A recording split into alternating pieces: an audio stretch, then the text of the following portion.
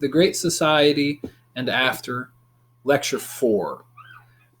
In the previous lecture, I talked about Lyndon Johnson's speech at Howard University in 1965 to fulfill these rights, which was about the next phase of the civil rights movement as he understood it. And again, one way to frame this is he's arguing we need to move from the first phase to the second, where the first phase encompassed securing formal equality of opportunity for African Americans, in the sense that getting rid of all overt legal discrimination against them. Whereas the second phase is when you move from formal equality of opportunity to effective equality of opportunity, to use a kind of phrase from John Dewey, effective opportunity, meaning that to actually reform social institutions, to combat poverty, to combat discrimination in such a way that African Americans are not only equal on paper, but are genuinely equal in their life chances within the broader society. You level the playing field. And the image that he gives is the first phase of the civil rights movement was about opening the gates of opportunity to African Americans, getting rid of all the legal obstacles. The second phase is about using public policy to ensure that African Americans are able to walk through the gates of opportunity, that the various forms of discrimination and marginalization within the broader society that aren't perpetuated by government, but by business, by neighborhoods, and so on, that those things are combated as well.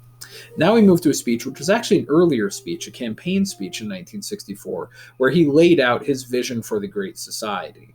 If FDR's vision was called the New Deal, LBJ's vision is called the Great Society.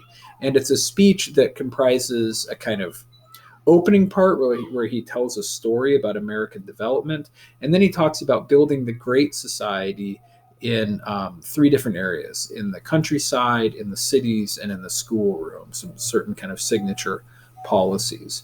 So to begin with, as you know, going back even to Woodrow Wilson and beyond, part of the sort of progressive political rhetoric involves talking about how the country has developed to the point where it has reached, what the problems are that we have today, and what reforms we need to make in order to make progress in the future.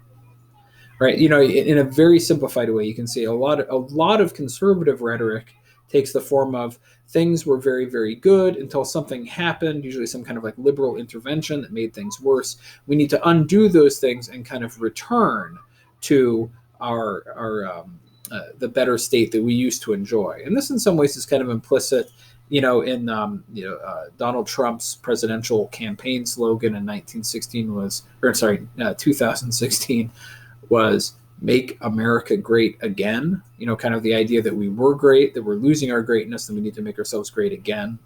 Whereas the progressive political rhetoric usually emphasizes in some ways some of the deficiencies in the past in the country, and the way that some of those deficiencies have been overcome, but there are further problems that still have to be overcome so that we can be even better in the future. So Woodrow Wilson talks about, we used to be a fairly simple society, people were fairly free. Then you have industrialization, the development of these corporations and corrupt parties, and so now you're in a situation where lots of ordinary people actually have less economic freedom than they used to have, less opportunity than we used to have. So we need to make these progressive reforms, reform all these social institutions in order to enhance opportunity for people, because there have been these problems that our kind of laissez-faire approach to the economy is bearing bitter fruit in the form of kind of corporate domination of American life. That's his account. In the same way, FDR talks about how, in the 19th century, the U.S. was all about grow, grow, grow, grow, grow. And so we just had a laissez-faire approach to the economy and all that kind of stuff. And maybe it was necessary in order for us to develop our productive potential. But now we've ended up in a circumstance where the kind of unregulated greed of big business is leading to oligarchy and has caused economic collapse and depression. And so the government needs to step in and take a more active role. It's not about returning to founding principles. It's about updating the founding principles in order to meet the challenges to freedom, the unique challenges to freedom in the modern time. So in the same way, in the Great Society speech, Lyndon Johnson tells a story of American development and where to go next. And as I read this, I'll try to point out to you the ways in which the sentiment that he discusses here overlaps in significant ways with the Port Huron Statement. He says beginning of the second paragraph on page 223. The purpose of protecting the life of our nation and preserving the liberty of our citizens is to pursue the happiness of our people. Our success in that pursuit is the test of our success as a nation. For a century, 19th century, we labored to settle and to subdue a continent, right? So all the growth in the 1800s. For half a century, we called upon unbounded invention and untiring industry to create an order of plenty for all of our people. And that's the first half of the 20th century with technological innovation and with governmental innovation, the New Deal and that. The challenge of the next half century, so, the 60s and after, is whether we have the wisdom to use that wealth to enrich and elevate our national life and to advance the quality of our American civilization, right? So to a large extent, we've got the abundance part figured out. We've got the prosperity part figured out. The goal for the next half century is not to make sure that Americans have secure access to enough stuff, but rather that they have the ability to live higher quality lives, more meaningful lives. You can see how that kind of connects with the SDS, this idea that you can have anxiety and complacency amidst prosperity. What you really need to have a great society is people who live self-directed, meaningful lives. As he says, and this is another commencement address, so he's addressing young people, he's addressing college graduates. And he says, your imagination, your initiative, your indignation will determine whether we build a society where progress is the servant of our needs, or a society where old values and new visions are buried under unbridled growth. For in your time, we have the opportunity to move not only toward the rich society and the powerful society, but upward to the great society. Right? So not just about wealth and power, but about kind of higher ideals. And then he gives, so that's the account. So we were growing. We've especially been focused on material plenty. We've done really well with that. Now the next phase is about, well, what are we going to do with all this stuff? And I should note, by the way, that it was never the case that, the founders or people who would subsequently be labeled conservatives ever thought that material success and prosperity was the be-all, end-all. They obviously believe that there are much higher things in life: virtue, holiness, family, meaningful pursuits. They certainly believe in all that kind of stuff, but they never saw that as really being on the agenda of the government. They saw that as falling kind of outside the province of government, which had a much more limited, if lower, purpose of preventing harm.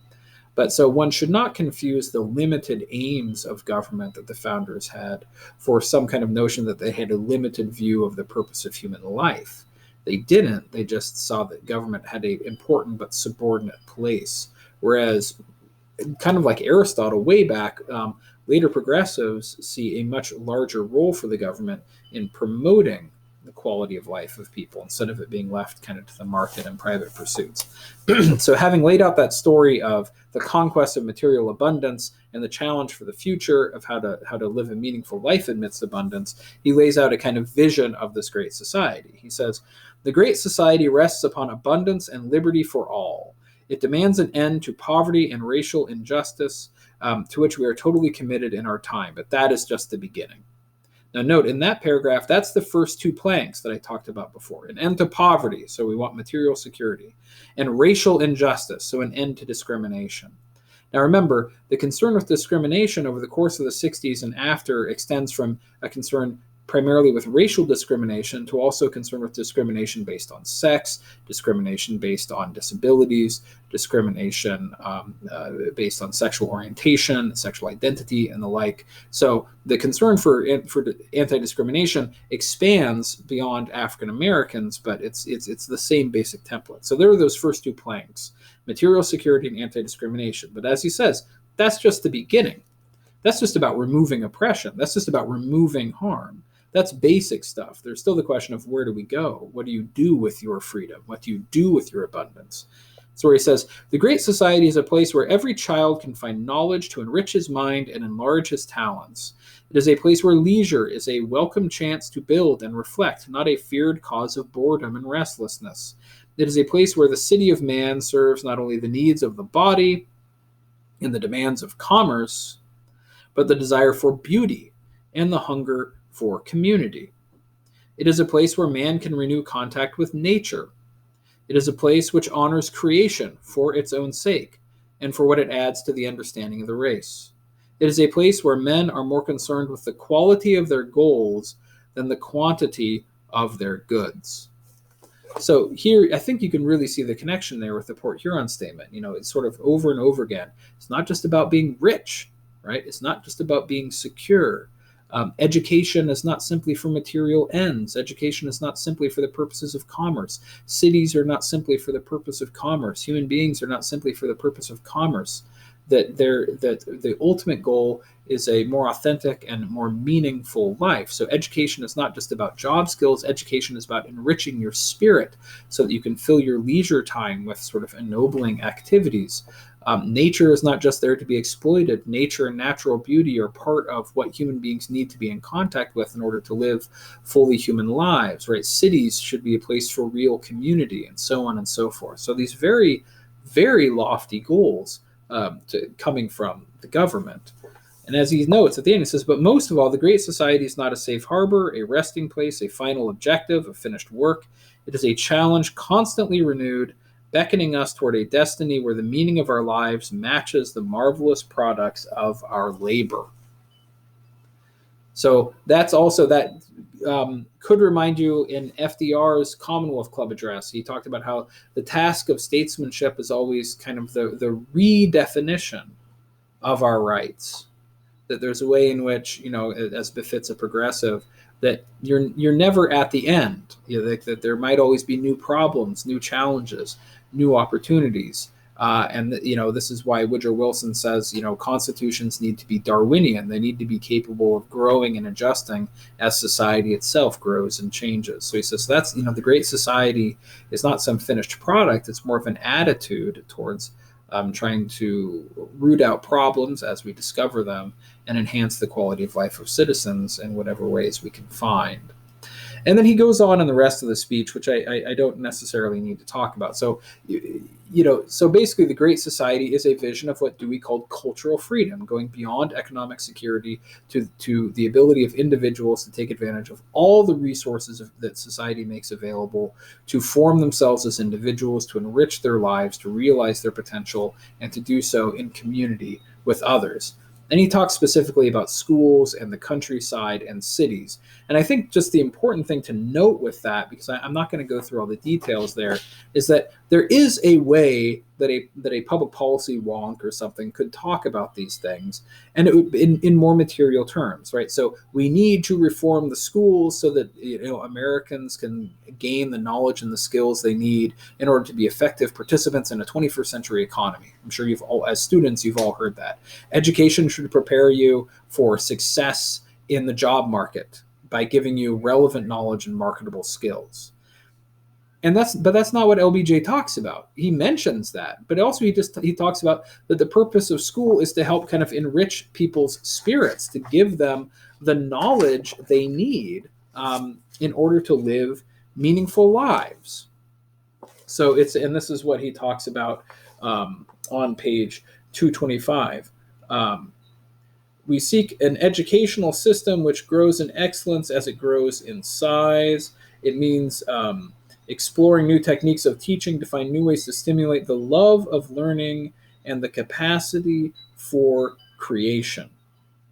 Right, so this kind of idea of creative individuals, cultivated leisure time. So in the same way as the progressives did, you could talk about nature, and you could talk about it in terms of, well, we need to make sure that we manage our natural resources properly. We don't want to overexploit them. People talk nowadays about sustainability. Sustainability had been a concern of progressive, progressives who worked in the Forest Service and the like back in the early 20th century. This idea that we can't just cut down all the trees. We have to make sure that as we use our natural resources, we use them in a sustainable manner. So you get this kind of science of forest management. And he could have talked about that. But again, LBJ, instead of merely talking about this need to be efficient and sustainable in the exploitation of our natural resources, talks about the value of nature in its own right and the importance of kind of wilderness spaces and natural beauty as part of what restores the human spirit. So again, not merely talking about commerce and the provision of material needs, but the role of the environment in sort of ennobling human society. And in the same way, much like the SDS talking about model cities, when he talks about the need to build the great society in cities, obviously, again, people could say, oh, well, we need in our cities, we need to have good public hygiene. We need to modernize infrastructure. We have to make sure that everybody has access to technology and so on and so forth. You could talk about reforming the cities in order to make sure that they are more economically dynamic, materially prosperous, clean and ordered, and all that kind of stuff. And Lyndon Johnson agrees with that. But again, he goes beyond that to talking about how cities need to be a place where community happens. That the real problem of life in cities oftentimes is not poverty, according to him, but kind of a sense of meaninglessness and a lack of community. So government needs to be involved in helping there to be a building of community. And in fact, the kind of profession of community organizer, which former President Barack Obama had for a time been a community organizer after school, after his schooling, that kind of occupation of community organizer grows out of Great Society programs. So again, this idea, it's not just about poverty, it's not just about order, it's not just about cleanliness, it's about community, it's about meaning, it's about personal authenticity. So the Great Society speech really taps into that element of New Left idealism and seeks to build a raft of federal programs around it. Now, one last thing I'll note, in my course, we don't have any readings about the conservative movement, but it's important to note that even though there has been conservatism in America for a long time, the modern conservative movement really comes together in a large part as a response to the Great Society, to the belief that kind of liberal politicians have really overreached in their desire to impose a certain kind of vision of individual liberty on society. So as I said, Ronald Reagan really gets his start in politics with the Barry Goldwater campaign. He records some records and speeches arguing against things like Medicare and Medicaid and the expansion of the federal government.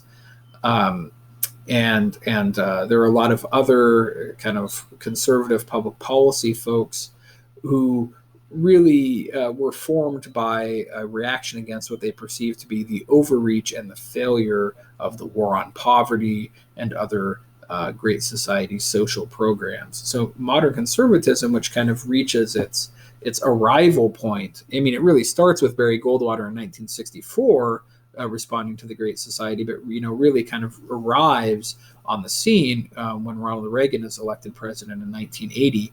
That modern conservatism with a call for more limited government, more reliance on private enterprise, individual initiative, with a more favorable view of traditional views of the family, traditional views of religion and such things. A lot of that is actually kind of a reaction against the Great Society. So even though I don't have you read any examples, speeches of modern conservatives, hopefully that at least puts the movement in some context for you. So that's it for this lecture. In the next series of lectures, which is actually also the last series of lectures in the course, I'll be talking about what you might call the kind of the conservative-liberal divide over how to interpret the Constitution. And that will be the next series.